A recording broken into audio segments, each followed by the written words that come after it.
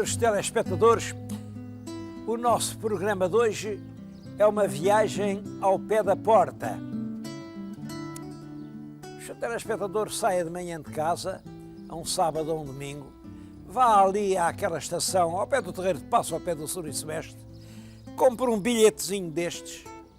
Isto custa 310 escudos. 310 escudos. Atravessa o Rio Tejo em navios muito modernos, faz a travessia em 20 minutos e vem desembarcar aqui no Cais do Montijo. Não faz uma ideia de quantas coisas interessantes o Montijo tem para lhe mostrar. Eu vim começar o programa aqui numa localidade famosa do Montijo, é a Senhora da Atalaia. Atalaia era um ponto de onde se avistava até longe. E realmente isto tinha aqui uma colina deste sítio onde eu estou, avista-se logo ali embaixo a cidade do Montijo. Depois, hoje está um dia enovoado, mas nos dias claros vê-se a toalha azul do Tejo e ao longe Lisboa. É realmente um sítio de uma extrema beleza. Fizeram depois aqui uma capela em honra de uma Nossa Senhora, parece que apareceu aqui perto, uma imagenzinha pequena que está aqui dentro. Essa imagem transformou-se num dos grandes centros da peregrinação dos lisboetas.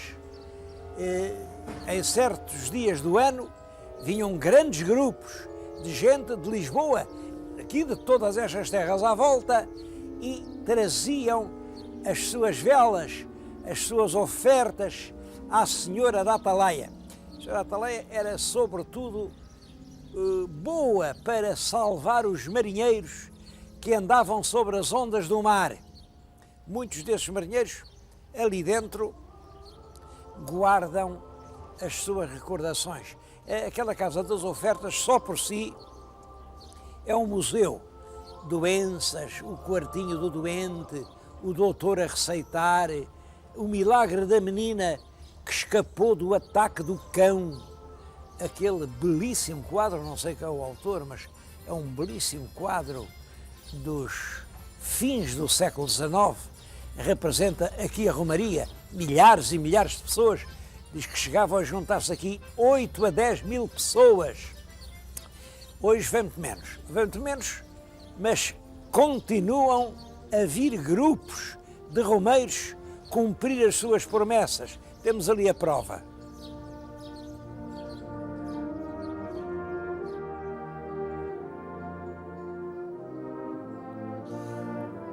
Estes círios foram aqui colocados e acesos por pessoas que vieram pagar promessas à Senhora da Atalaia.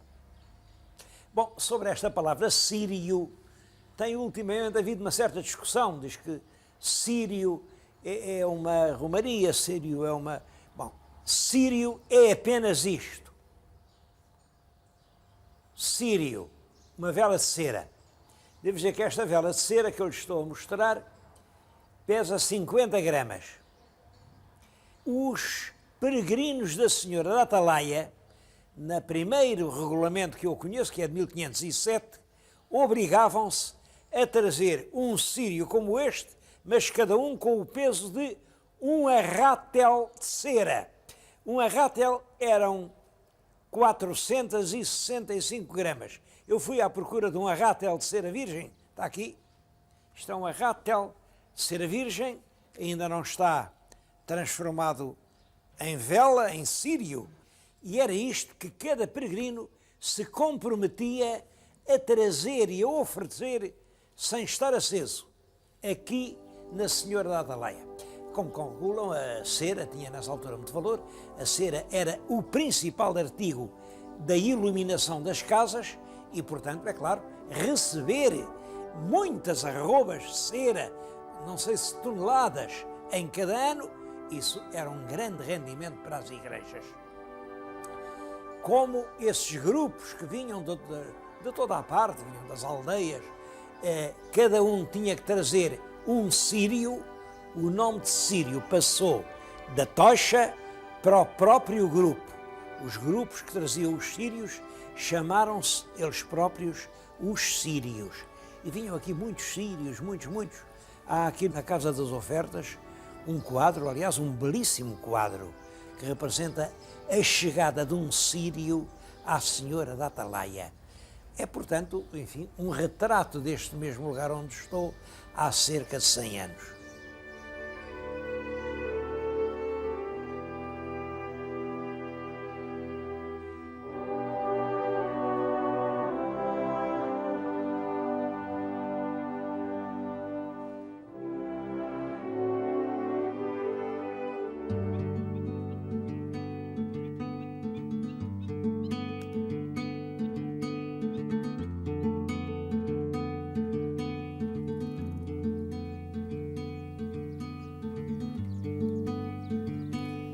A Bíblia diz que ao princípio era o Verbo.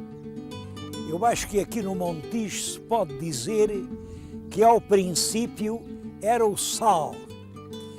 Era uma região coberta de talhos de salinas. Como vêem, estou-lhes a falar aqui numa vasta planície. Começa além da cidade, vai até ao Seixalinho. São dezenas e dezenas de hectares que estavam cobertos de salinas. O sal deixou de fazer falta, porque desde que se inventou o frio elétrico, o sal não foi muito necessário e, portanto, as salinas foram abandonadas. Isto que vêem, estes charcos, são ainda restos de talhos de salinas. Bom, mas ali pelos meados do século, ali 1950, começaram as salinas a fechar. Salinas do Montijo, salinas de Alcochete, salinas de Setúbal, que faziam do melhor sal do mundo. Bom, e o sal daqui era carregado nas faluas e levado para Lisboa. O pão que os lisboetas comiam era em grande parte salgado com o sal da aldeia galega. Hoje impressiona-me ver toda esta baixa, que é lindíssima, vai até ao rio, está totalmente desocupada. Desocupada porque é preciosa demais. Mas não esperem muitos anos. Daqui a meia dúzia de anos vão ver a cidade que aqui vai nascer.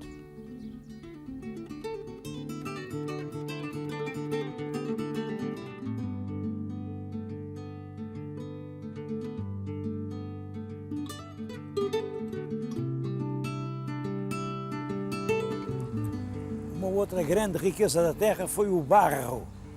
Este solo, barreiras, serviram para uma cerâmica que durante muito tempo mandou para Lisboa milhares e milhares de telhas e de tijolos. Isso desde o tempo de Marquês de Pombal até há pouco tempo. Ainda hoje há cerâmicas. Bom, a seguir à cerâmica vem a cortiça. Como sabem, a cortiça é utilizada principalmente para rolhas e, portanto, para vinhos engarrafados. Isso já é uma coisa moderna, uma coisa que vem com a civilização industrial. Aqui, o Montijo foi um dos grandes centros corticeiros do país. Hoje há uma tendência para a cortiça ir lá para cima, para o norte, mas ainda hoje há aqui várias indústrias corticeiras.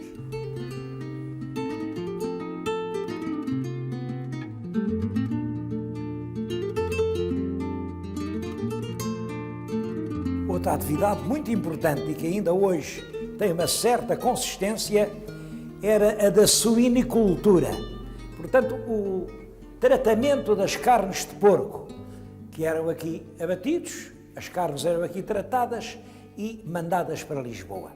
Bom, tudo isso, a história do sal, a história do barro, a história da cortiça, a história da carne do porco, tudo isso foi lentamente fazendo uma população muito ativa, muito trabalhadora e fazendo, sobretudo, uma coisa, aplanando o caminho de Lisboa até aqui. Quando se chega ao século XVII, estabelece uma malaposta, quer dizer, uma carreira de carruagens regular de Lisboa à fronteira espanhola, em Badajoz, e o barco sai de Lisboa e vem direto à aldeia galega. Isto é curioso, porque é que o barco vem tomar a carruagem em aldeia galega e não vai à Almada, que é muito mais perto, ou ao Barreiro, que é quase em frente, e anda este percurso marítimo enorme até vir aqui aos cais da aldeia galega. Bom, é exatamente por isso, é exatamente por ser mais longe, é porque o rio era uma estrada natural, uma estrada sempre cómoda, ao contrário dos caminhos de terra, que eram terríveis, cheios de buracos.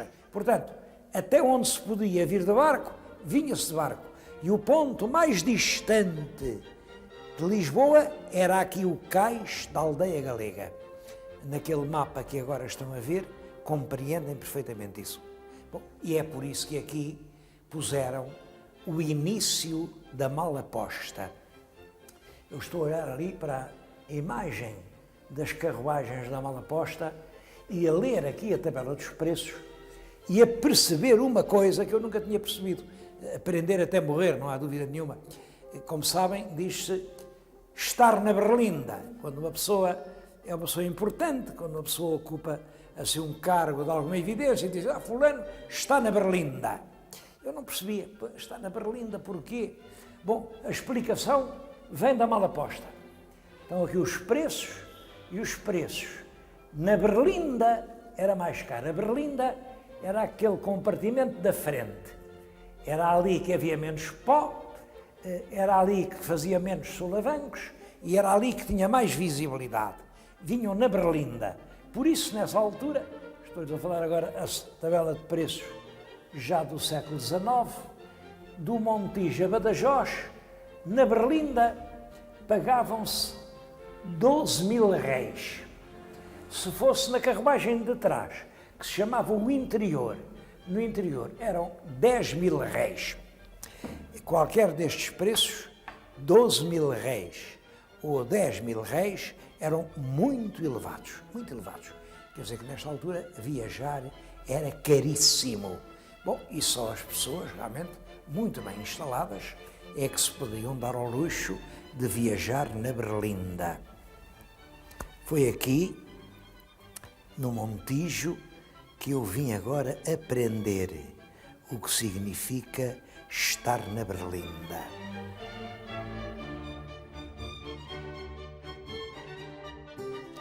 Esta população do Montijo divide-se realmente em duas categorias.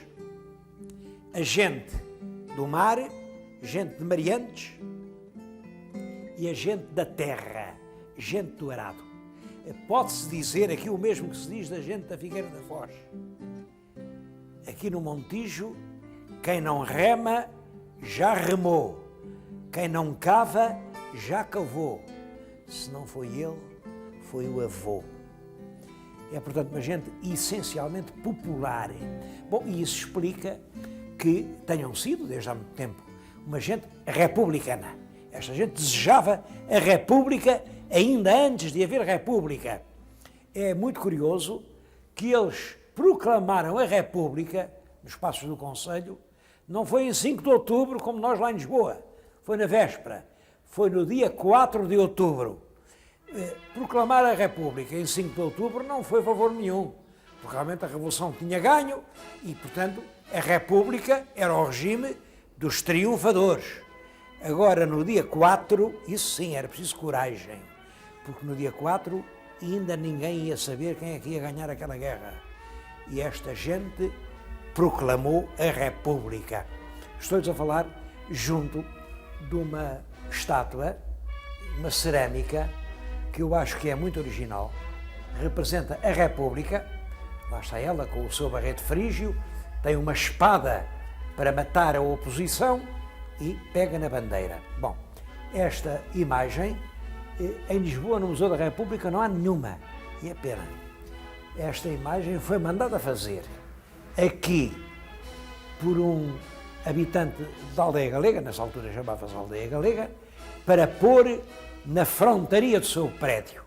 O prédio ainda existe, é claro, tiraram a frontaria enquanto é tempo, porque o prédio vai ser demolido.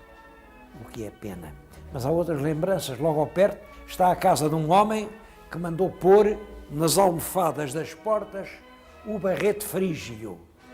A República foi, de facto, o grande ideal de uma grande parte do povo português nos primeiros anos do século passado. Toda a gente acreditava que, finalmente, a República ia resolver todos os problemas portugueses. Bom, realmente não resolveu.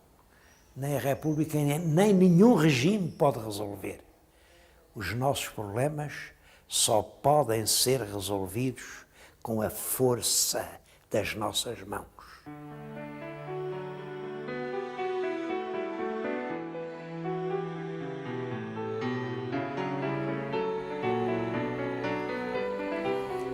Ao Montijo deu-se durante muito tempo um outro nome. Era Aldeia Galega. Havia muito quem dissesse Alde Galega, mas a grafia correta era Aldeia Galega. Bom, há muitas razões, as pessoas perguntam porque é que aqui Aldeia Galega, porquê? E é uma lenda.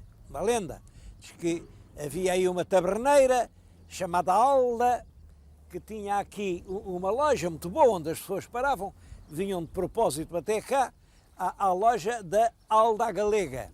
Alda Galega deu Alde Galega, Aldeia Galega. Bom, isto não tem verdade nenhuma. Isto era uma aldeia galega. É já assim que lhe chama o nosso rei Dom Manuel, no princípio do século XVI, Aldeia Galega. E devo-lhes dizer que esta expressão galego, quando puseram o nome à terra, tinha um sentido que não é bem o que tem hoje. A gente do norte de Portugal, chamavam galegos.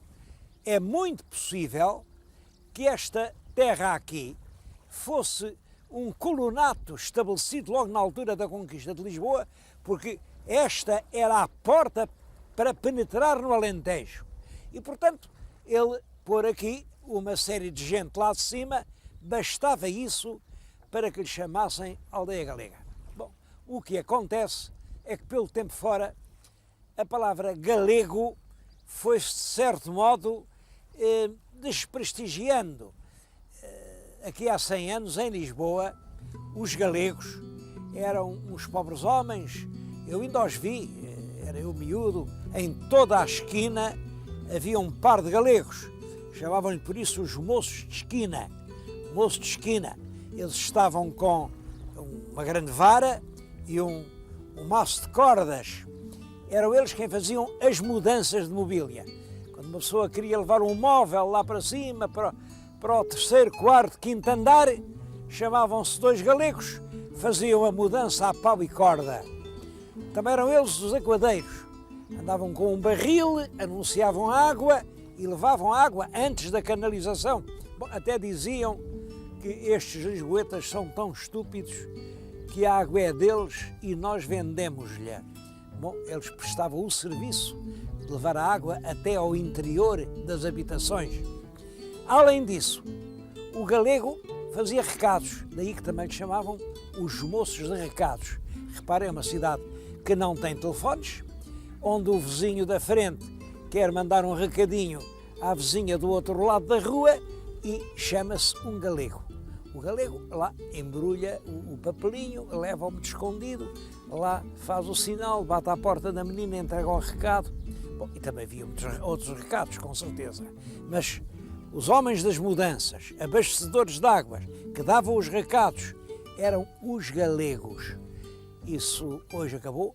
Hoje os galegos instalaram-se, têm belos restaurantes e, portanto, a palavra perdeu completamente o sentido um pouco depreciativo que tinha aqui há cerca de 100 anos. Bom, mas há 100 anos ninguém queria que lhe chamassem galego. E esta gente começou a fazer pedidos ao governo para mudar o nome. Esses pedidos começam, que eu saiba, em 1881, portanto há 120 anos. Bom, e dizem, Aldeia Galega, porque isto não é aldeia, é vila, e era. E uma vila progressiva. Portanto, não pode ser aldeia. Portanto, uns diziam, chame-se Alda. Há também uma proposta, chama-lhe Linda Aurora do Tejo. uma proposta assim mais solene é Nova Lusitânia. Uma outra é Vila Maior do Ribatejo. Outras propostas, Vila More, Vila Flor, Vila Lusa. Bom, o governo recebia as propostas, nunca dizia que sim. Até que, por fim, em 1930, o Ministro do Interior lá aceitou, e isto, em vez de Aldeia Galega, passou a chamar-se Montijo. Montijo porque há ali uma pequena ilhota do Montijo, hoje faz parte da base aérea, mas foi esse lugar que veio a batizar toda a região.